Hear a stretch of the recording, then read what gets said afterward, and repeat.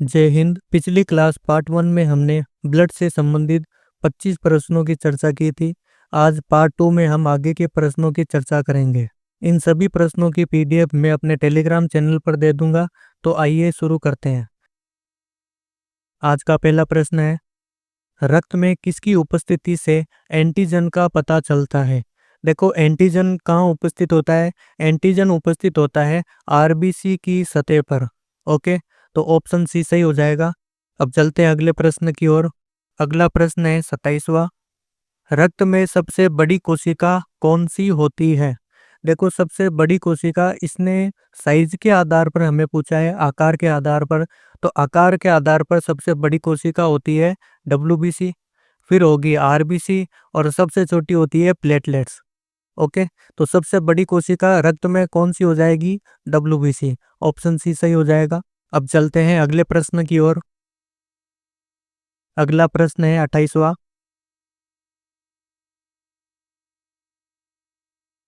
रक्त समूह ए प्लस में कौन से एंटीजन होते हैं? देखो, ए प्लस में किस प्रकार का एंटीजन होगा? तो सबसे पहले ए प्लस के अंदर रक्त समूह ए, ठीक है, तो इसमें एंटीजन होगा ए। प्लस का अर्थ हो जाएगा आर एच धनात्मक। तो इसमें ऑप्शन डी सही हो जाएगा। एंटीजन ए और आर एच एंटीजन ये दोनों ही इसी के अंदर उपस्थित होंगे। अब हम थोड़ी सी चर्चा कर लेते हैं। देखो, एक तरफ रक्त समूह लिखा है ए बी, ए बी और ओ, ठीक है, और इनके हम देखेंगे एंटीजन कौन से होते हैं और एंटीबॉडी कौन से होते हैं।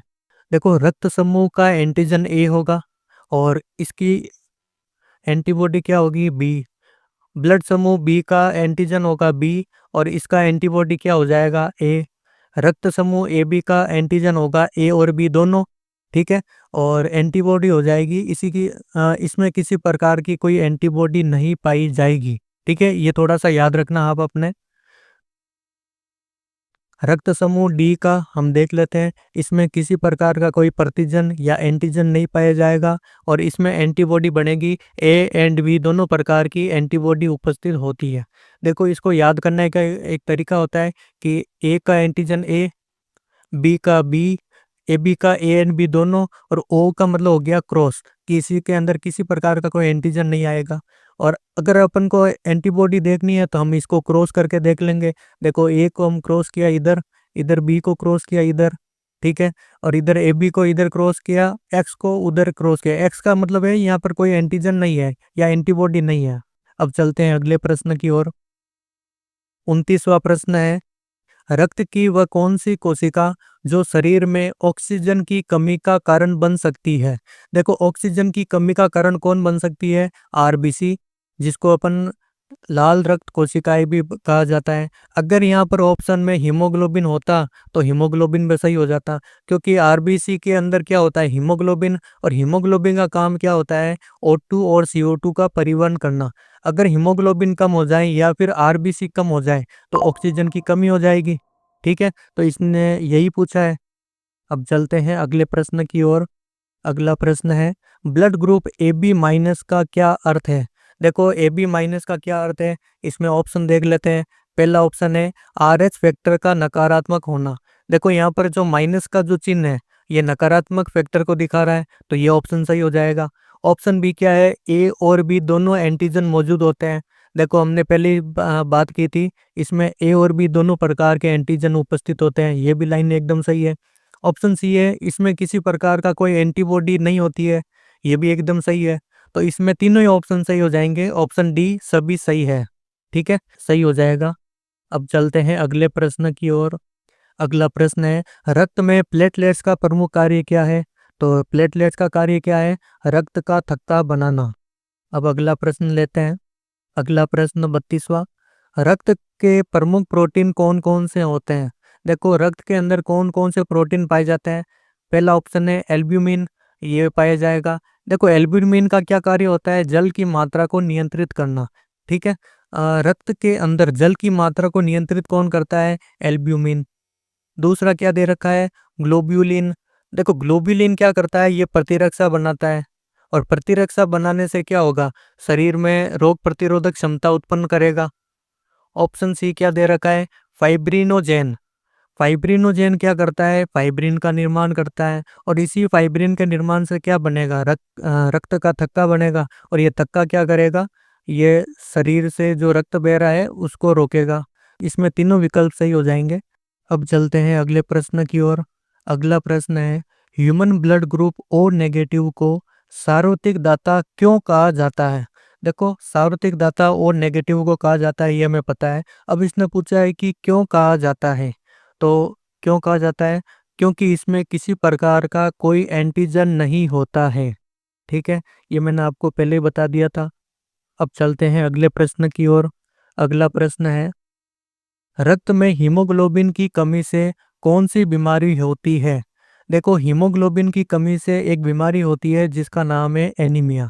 इसी का एक नाम और है रक्तहीनता, जिसमें खून की कमी हो जाती है। ओके, तो ये ऑप्शन सही हो जाएगा, ऑप्शन ए। अब चलते हैं अगले प्रश्न की ओर। अगला प्रश्न है 35वां, रक्त में एंटीबॉडी का निर्माण कौन करता है? देखो, शरीर में एंटीबॉडी का निर्माण कौन करेगा? श्वेत रक्त कोशिकाएं, जिनको कहा जाता है WBC। ये क्या करती है? एंटीबॉडी का निर्माण करेगी और एंटीबॉडी के निर्माण से क्या होगा? रोगों से लड़ने की जो क्षमता है वो पैदा होगी। ठीक है, अब चलते हैं अगले प्रश्न की ओर।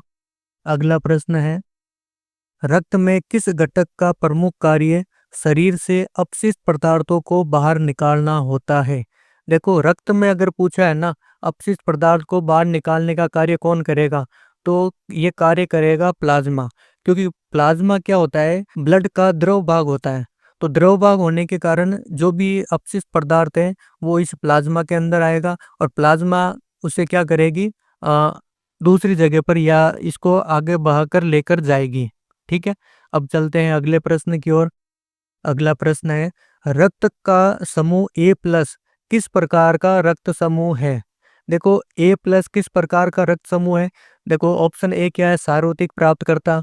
ये प्राप्तकर्ता होगा नहीं, क्योंकि सार्वत्रिक प्राप्तकर्ता कौन होता है? AB पॉजिटिव, तो ये होगा नहीं। ऑप्शन बी क्या दे रखा है? सार्वत्रिक दाता। सार्वत्रिक दाता कौन होता है? O नेगेटिव, तो ये भी नहीं होगा। ऑप्शन सी क्या दे रखा है? A और RH सकारात्मक। देखो, ये जो प्लस का चिन्ह है ना, ये RH कारक को दिखा रहा है। ठीक है, तो ये ऑप्शन सी एकदम सही हो जाएगा। ऑप्शन डी क्या दे रखा है? AB और RH नकारात्मक। देखो, ये RH नकारात्मक है नहीं, तो ऑप्शन डी भी गलत हो गया। तो ऑप्शन सी इसका सही आंसर हो जाएगा। अब चलते हैं अगले प्रश्न की ओर। अगला प्रश्न है, रक्त के किस घटक की कमी से खून बहने पर रक्त का थक्का नहीं बनता? तो रक्त का थक्का किससे नहीं बनेगा? अगर किसकी कमी हो गई तो थक्का नहीं बनेगा? प्लेटलेट्स। ओके, अब चलते हैं अगले प्रश्न की ओर। अगला प्रश्न है, रक्त समूह A+ को कौन सा रक्त समूह दान कर सकता है? ठीक है, ये क्या कह रहा है कि A+ को कौन रक्त दे सकता है? तो A+ को कौन कौन रक्त दे सकता है? A+ वाला दे सकता है। इसके अलावा O+ और O नेगेटिव, ये दोनों ही इसे रक्त दे सकते हैं। तो ऑप्शन ए, सी और डी तीनों सही हो जाएंगे। अब चलते हैं अगले प्रश्न की ओर। अगला प्रश्न है, रक्त में किस प्रकार के एंटीजन होते हैं? देखो, ऑप्शन देख लेते हैं। पहला ऑप्शन है A और B एंटीजन, ये भी सही है। दूसरा ऑप्शन दे रखा है RH, ये भी सही है। देखो, A और B एंटीजन के अलावा एक एंटीजन और पाया जाता है जिसे हम RH कारक नाम से जानते हैं। तो ऑप्शन सी हो जाएगा दोनों। ओके, अब चलते हैं अगले प्रश्न की ओर। अगला प्रश्न है, किस रक्त समूह में AB एंटीजन होते हैं? देखो, AB एंटीजन किस किस में पाया जाएगा? तो पहले हम ऑप्शन देख लेते हैं कि ब्लड ग्रुप A में कौन सा एंटीजन पाया जाएगा? A antigen. B में कौन सा एंटीजन पाया जाएगा? B antigen. ठीक है, और AB में कौन सा एंटीजन पाया जाएगा? A और B दोनों एंटीजन इसके अंदर उपस्थित होंगे। और O का पूछे तो आपको पता ही है, O में किसी प्रकार का कोई एंटीजन नहीं पाया जाएगा। तो ऑप्शन सी एकदम सही हो जाएगा, क्योंकि AB ब्लड ग्रुप में दोनों प्रकार के एंटीजन पाए जाते हैं। ठीक है, अब चलते हैं अगले प्रश्न की ओर। अगला प्रश्न है, रक्त में प्लाज्मा का क्या कार्य है? देखो, प्लाज्मा का कार्य क्या होता है? ऑप्शन सी, शरीर में हार्मोन और खनिजों का परिवहन करना। ठीक है, ये थोड़ा सा आप याद रखेंगे। अब चलते हैं अगले प्रश्न की ओर। अगला प्रश्न है, रक्त में कौन सी कोशिका शरीर के इम्यून सिस्टम का हिस्सा है? देखो, इम्यूनिटी पावर कौन बढ़ाता है? इम्यूनिटी पावर कौन बढ़ाएगा? श्वेत रक्त कोशिका। ओके, श्वेत रक्त कोशिका को क्या बोलते हैं? डब्ल्यूबीसी। और डब्ल्यूबीसी क्या करती है? प्रतिरक्षा प्रणाली का निर्माण करेगी जो रोगों से लड़ेगी। अब चलते हैं अगले प्रश्न की ओर। अगला प्रश्न है, किस रक्त समूह को सार्वत्रिक दाता कहा जाता है? O negative. अगला प्रश्न है, रक्त समूह AB माइनस को कौन रक्त दे सकता है? देखो, AB माइनस को कौन कौन रक्त दे सकता है? तो AB माइनस को A माइनस वाला दे सकता है, B माइनस वाला दे सकता है, AB माइनस वाला दे सकता है, और O नेगेटिव भी, O माइनस वाला, ये चारों ही इसे ब्लड दे सकते हैं। ठीक है, तो ऐसा प्रश्न, या तो ये प्रश्न गलत है या फिर इसको ऐसा आया होगा कि AB माइनस को कौन रक्त नहीं दे सकता है, तो ऑप्शन सी हो जाएगा। ओके, तो A प्लस वाला नहीं दे सकता है, बाकी माइनस वाले ये तीनों ही देंगे। ऑप्शन A, B और D ये तीनों ही सही हो जाएंगे। अब चलते हैं अगले प्रश्न की ओर। अगला प्रश्न है, रक्त में किस प्रोटीन की कमी से रक्त का थक्का नहीं बनता? तो किस प्रोटीन की कमी से थक्का नहीं बनता? फाइब्रिनोजेन से। ओके, फाइब्रिनोजेन क्या करता है? फाइब्रिन का निर्माण करता है, और ये फाइब्रिन आगे जाके क्या करते हैं? थक्का बनाती है। अगर आपको पूछे कि रक्त का थक्का बनाने में कौन सा तत्व काम आता है, तो कैल्शियम काम आएगा। और कौन सा विटामिन काम आता है? तो विटामिन के। अब चलते हैं अगले प्रश्न की ओर। अगला प्रश्न है, रक्त में कार्बन डाइऑक्साइड का परिवहन किससे होता है? देखो, मैंने आपको पहले ही बताया था, आरबीसी या हीमोग्लोबिन। हीमोग्लोबिन क्या करती है? O2 और CO2 का परिवहन करती है, तो ऑप्शन ए सही हो जाएगा। अगला प्रश्न है, रक्त में जो कोशिकाएं रोगों से लड़ती है उन्हें क्या कहा जाता है? देखो, रोगों से लड़ने वाली कोशिका कौन सी होती है? WBC, श्वेत रक्त कोशिकाएं। ओके, ऑप्शन सी सही हो जाएगा। अब चलते हैं अगले प्रश्न की ओर। अगला प्रश्न है, रक्त समूह O प्लस को कौन से रक्त समूह दान कर सकते हैं? देखो, O प्लस को कौन रक्त दे सकता है? O नेगेटिव वाला भी दे सकता है और O पॉजिटिव वाला भी दे सकता है। ओके, अब चलते हैं अगले प्रश्न की ओर। यह हमारा लास्ट प्रश्न रहेगा आज का, प्रश्न संख्या 50। रक्त में सबसे छोटा कण कौन सा होता है? देखो, मैंने आपको पहले ही बताया था, इसने सबसे छोटा पूछा है आकार के हिसाब से, तो आकार के हिसाब से सबसे बड़ा कौन सा होता है? WBC। फिर WBC से छोटा कौन होगा? RBC। और RBC से छोटा कौन होगा?